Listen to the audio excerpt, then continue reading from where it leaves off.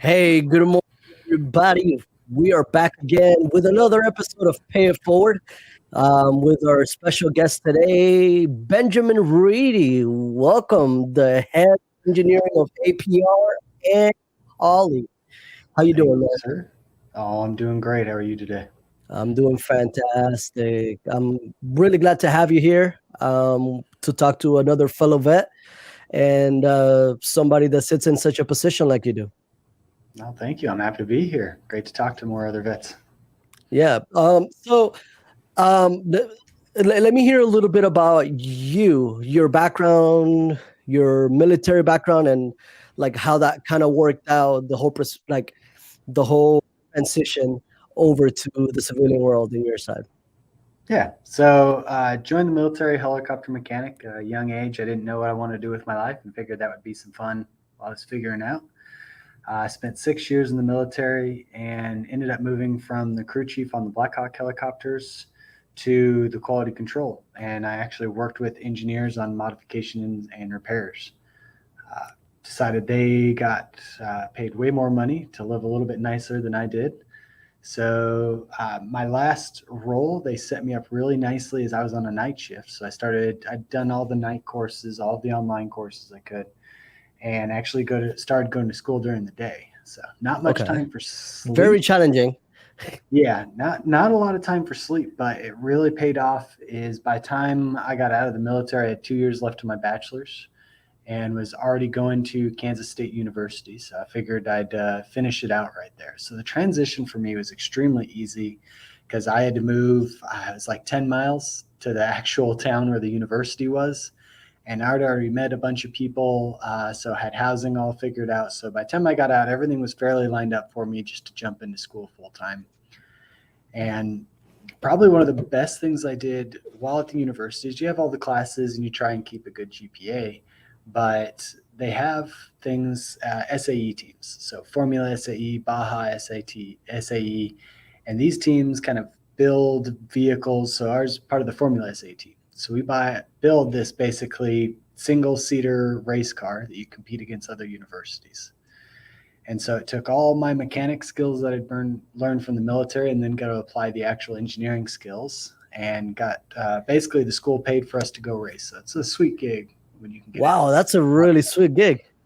Yeah, it's a lot of fun.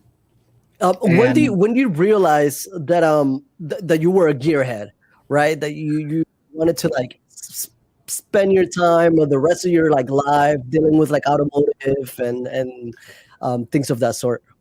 so as when I was a little kid, grew up, my dad was always rebuilding cars. We had an old MGB, Porsche. And so he started me well before I could ever drive, getting into it, learning how to work on them. And then growing up, all my friends were kind of into cars and fixing them up. And we didn't have money to have anything nice. I mean, we're talking 1980s, late 80s, early 90s Integra was about the nicest thing that we had between the group of us. But we still had fun and figuring it out. So it's just something I've always been excited about. As mad as it can make you sometimes, it's a nice way to blow off some steam, learn something new, and hang out with some friends. Absolutely, I am. One of my best memories have always been, hands-on with vehicles, late nights, tears, trying to figure out what's going on, why the piece of machinery doesn't work, or it's crazy. It's Yeah. crazy. One of my best times. Oh, yeah. Same Um, for me. the question that I wanted to ask you. So as far as like your skills, right? Like what you developed and the discipline, and uh, I guess the skills that the military kind of like refined for you and like kind of uh, made sure that like because we're all leaders, right? We're all Mhm. leaders as we come in, and we have a purpose as we come in, right? And the military kind of brings the best of us after that, Yeah. right? And I wanted to know how did that help you transitioning over to the civilian world and working for a company like APR, for example, or Holly? So what it taught me was to listen, and communication was key in that. But it was more so as you go to mission briefs, right? And you have a guy that is expert in each part of that mission brief. So you know when it's your time to talk and when it's your time to listen to learn from someone else. And in my role is not to be the smartest person in the room. It's to hire the smartest people and then help guide them and have them work together to create the products. So it really helped me understand of when to listen, shut my mouth, and learn from these guys. And when at some points you just got to make sure they're going down the right path. Sometimes it's wrangling cats, but I mean, these guys know how to do it and they know what to do. It's just how to work together to get the overall goal of everything together. And then, of course, timelines and keeping things on track is the biggest part of that. But it was from those briefs, it really did teach me that there are as much schooling as I do and as much as I can dive into a subject, someone will know it better. And having that ability to listen to them and understand that is massive. That intelligent, like that personal intelligence, right? And being able to read the room as well, right? Mm-hmm.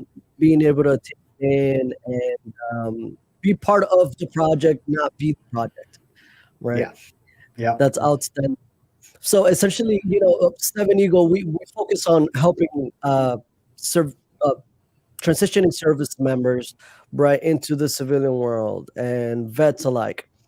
And our main focus is to be able to inspire right veterans to take that leap and not be as intimidated as the military makes it seem. That there is another way. That there is a lot of potential in the civilian world. And stories like yours were very inspiring. Can you tell me a little bit about what you're in charge of in APR? Besides, I understand that you're an engineer and all that, but kind of what your role is in the company. So my role is the title is Director of Engineering for all the European brands that we have. So I have APR and Dynan that directly report to me with some other side projects that we work on. But within APR and Dynan, I have hardware, calibration, and software engineers. And so the hardware guys are the ones developing everything from suspension, intakes, turbos, exhaust. The calibration are the ones that are actually retuning the engines, transmission, sometimes even differentials and suspension that we work on. And the software team are basically the ones that give us access to the vehicles. Is they crack the ECUs, they rewrite the code so we can do certain things that we want to, and then they allow us to communicate with those vehicles, even for logging and things. So I work with those teams to make sure that not only each of those teams create the products, but also that they actually work together. So if someone buys a turbo, we have the calibration to go with it. If someone buys an intake, it works well with that car and all the other aspects that we could potentially create.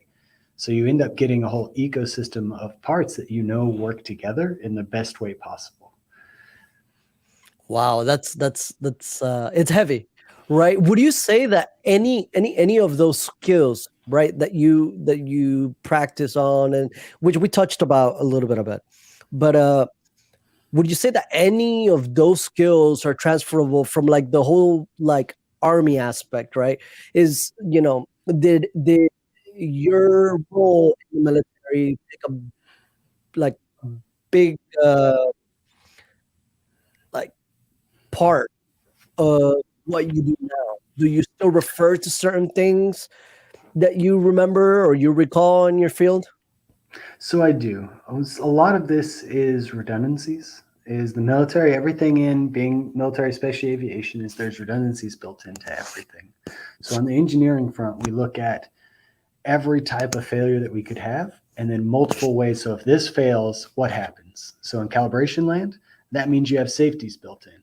So if your cat's getting too hot, what sees that and prevents your cats from getting too hot? What are you pulling out? Timing? Are you pulling out fuel or adding Fuel. more fuel? Yeah. And then on top of that is the hardware side is okay, well, that hot air, if it's colder air coming in, then it'll be colder air coming out. What all different buttons and knobs can we turn? What places we can replace for either better flow, cooler airflow, and even interesting enough, some of the cars is it actually wasn't the intercooler where most of the heat was coming in. It's the turbo inlet, which sat right Right. next to the catalyst. So we actually got a better heat reduction on some vehicles by just putting heat shields by the turbo inlets. And we didn't even have to touch the intercooler. So you have one metal plate can dramatically affect the incoming air which reduces temperature and we can create more power or prolong D rates out on the track. So it's really interesting as you look back, is you wouldn't think about that. You don't think as the turbo inlet is the place of heat.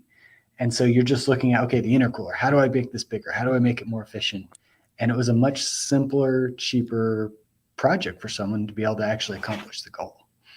So I would say that ties into like thinking outside the box, right? Mm-hmm. Thinking outside the box and actually taking a step back and having that analytic mindset, right? It's like what if, Yeah. right? What if taking a Yep. step back and realizing, um, hey, maybe it's not that complicated. Yeah. And that's part of my role as well, is always looking at the whole piece of the puzzle. Everyone has their project. They look at that little piece, is to make sure that that whole puzzle is all coming together and you have a big oversight view, so that that person, they could kill it on their part, absolutely knock it out of the park. But if they don't look at what's all around it, then it could deflate the whole thing where their product performs, but due to outside factors around it, it just does not reach the goals. So, Makes sense. I have a question for you as well. yeah. If there was one tip or a piece of advice that you were to give transitioning service members and veterans alike that are trying to get into the automotive industry, Mhm. what would it be in order to like improve their chances to getting into the industry and getting a job that they're passionate about? So for me, there's kind of two ways to look at that. Is one is you have a GI Bill, and the amount of opportunities, I was actually able to use my GI Bill for undergrad and master's degrees. And so it really can help you move forward. But in that is knowledge is key. Everyone will always say that, is no matter what, people can't take knowledge from you, but understanding the best place to get that knowledge. So every company, including the Army, has all of its little trainings that it'll have you go to. Understand how much in the industry that training, whatever you're doing, whether it's a degree, whether if it's any kind of skilled or specialized training, understand how accepted it is within the whole industry or where you're trying to go. I mean, in the Army, I did a whole bunch, I did every single training I could. And so much of that did not translate to outside the military. It looks really good on a piece of paper, but as soon as I went to transition, nothing. Useless, horrible. I could put it on there, but no one really cared about it, except for certain things. A lot of leadership training has paid off into getting me to this role. And then that actually had to do with getting my MBA versus some of the other trainings that I could have done, even within Chrysler that I was at that time, is the MBA was something that was accepted across the industry. And it's not something that was into Chrysler only training. And so it was a lot more time, a lot more work. But when I completed that, it allowed the whole industry to have I had basically a piece of paper that the whole industry would accept as a step up. It gave me an advantage point over other peers. So just understanding whatever you're doing, understanding how it's accepted and transferred within the industry that you want to be in. Man, that's powerful right there, right?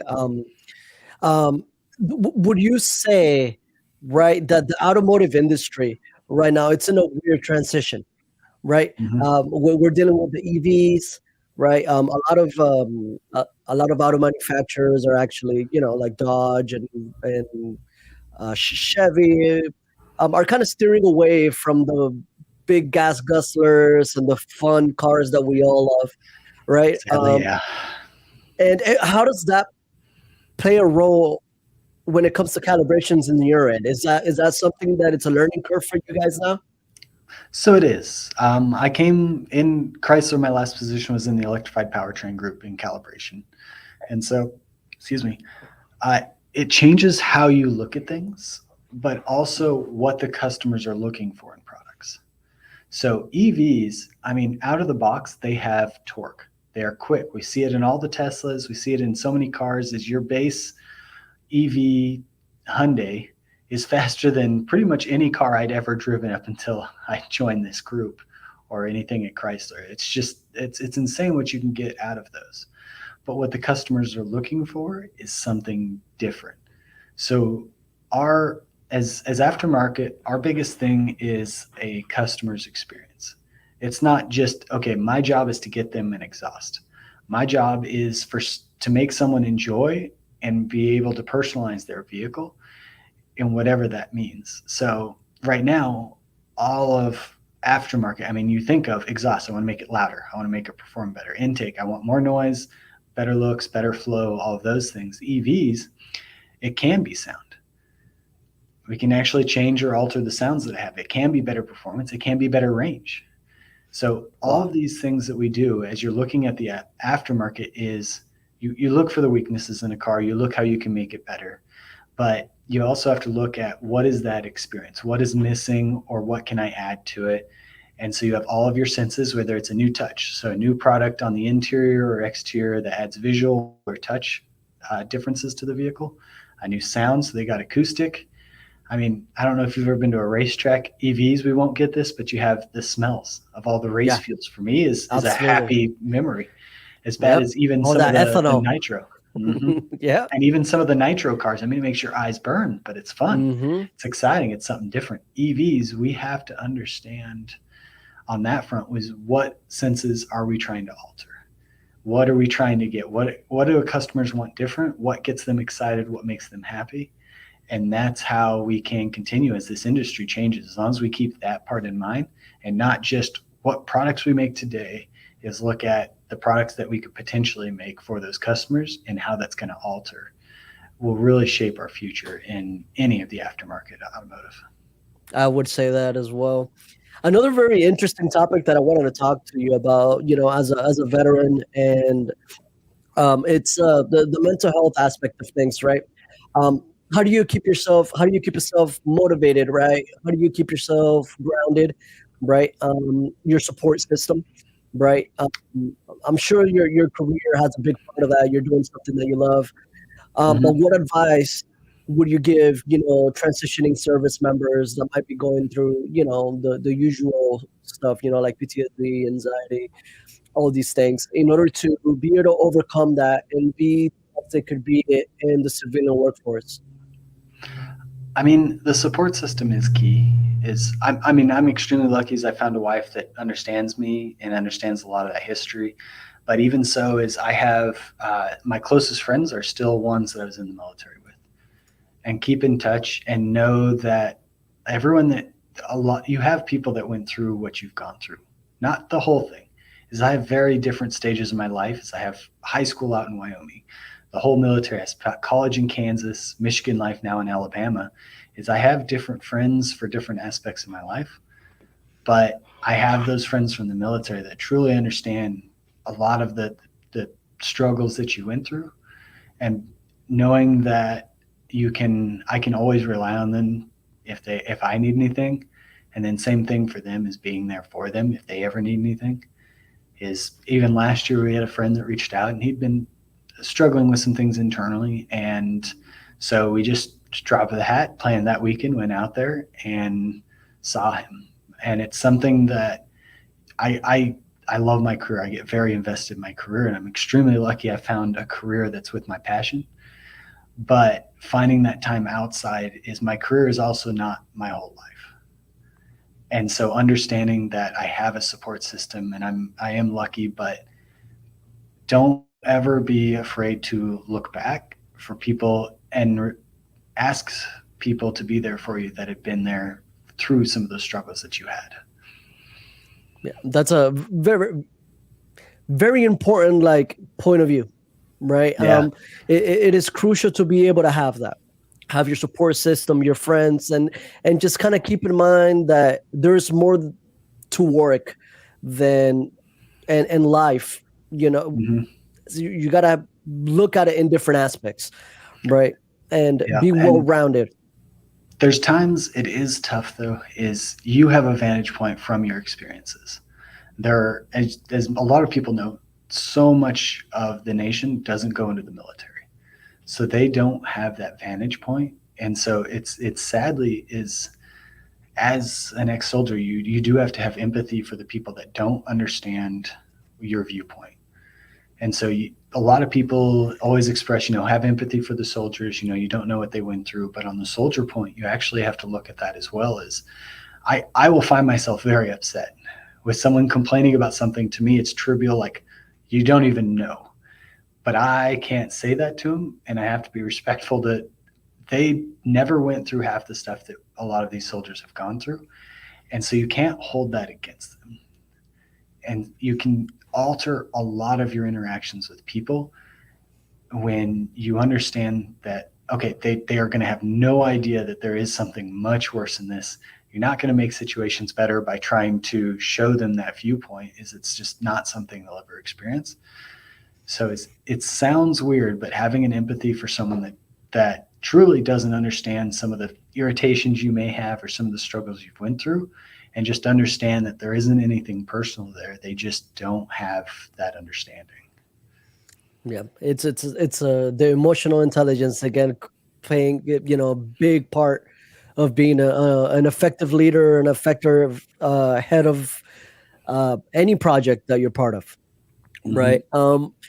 Another question that I had for you, Ben, and I think it's something that I think everybody and like every company is kind of phasing right now, and I wanted to hear your outtake on that, right? Okay. Or your outlook.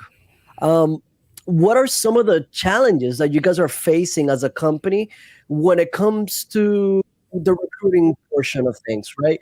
The getting the proper candidates, getting the proper personnel to actually fill those positions that you guys, I'm sure need. Yeah, that is tough. I mean, you're expected to hire someone sometimes on an hour interview, that you had 1 hour to evaluate someone's entire existence and how well they're going to meet with the team. So our group, we try to do something a little different on that. Is we have the phone interviews, of course, but every candidate we bring them in, and normally it can be a whole day process. So we have them meet everyone in our facility, from the marketing group to manufacturing, so that they can see how many people, who all they're going to interact with, because they may also not even be interested in the job anymore after they meet some of the people, but also how all of those teams feel about this person coming in. Is if you have a team that works really good together, making sure you're pulling in people that everyone feels like they can work together as well is massive. But the other aspect is looking for key things in their history. So a simple one is the SAE teams. People are leaving college, whether it's from the military or the SAE stuff, is they have hands-on experience. And in engineering, that's irreplaceable. Is I get someone can get a 4.0 at school, they can learn from a book, that's fantastic. And as soon as it goes to actually design something, they have none of that experience of what it actually takes to either manufacture it. As we all know, I mean, it's any type of mechanic, we hate engineers. So my past me physically wants to hate every single engineer because it's never designed right. So I have that sympathy as I go into projects, is I'm looking at it and you're like, whoa, whoa, whoa, whoa, like that's cool. But if I were to have to work on this, no, I'm going to cuss you out, no chance. And so that's altered a lot of the designs that we do. But we even hire in a team of technicians that work on the cars for the engineers, because engineers, again, not always great with wrenches, but really good at designing. But we pull in those technicians into the designs to make sure that whatever we're working on, one, the mechanic can do it, and even down to a person who has a screwdriver and a hammer can figure out how to put this thing together. But also that it can last. I mean, my experience, I understand what breaks on helicopters. Not great for the industry I'm in now, but these guys understand what breaks, what goes wrong on cars, and can help us improve those designs to avoid what mistakes even OEMs make, because they are there. Absolutely. So you would say, like fitting in a sense, right? Like being able to be a Mhm. team player, right? Playing your Yeah. role and being able to learn on the go as well, which is some Yeah. of the big qualities that a lot of like veterans and transitioning people have, right? We become very moldable, right? Yep. Very moldable, very attention to detail oriented. And it helps tremendously in a lot of the industries, including the automotive industry. Oh, yeah. The ability to find someone that can learn is way more valuable than someone with prior experience, because we have people here that know what they're doing. If someone can actually learn from those people, that's great. I mean, I had a guy that called in and told me that our company would be stupid for not hiring him.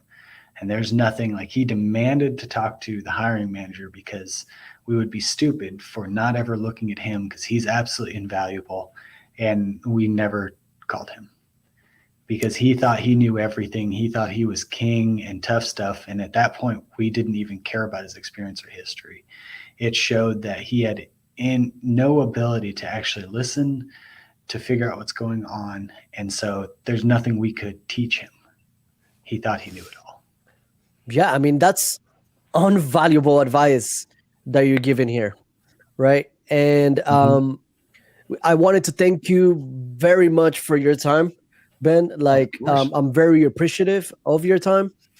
Mhm. And I am more than honored to be able to be working in an industry like this with you and being able to chat about common issues that we usually have. Oh, I love to see some other vets in this. It's great to get common ground because it gives me multiple points of common ground with people, and it always makes it more fun. Well, we were glad to have you here, Ben, and it's been a pleasure. We will Same to stay you. in Thanks. contact and thank you. Sounds good. Thanks for the time of day. Alrighty. Catch You you have a later. good one. You too.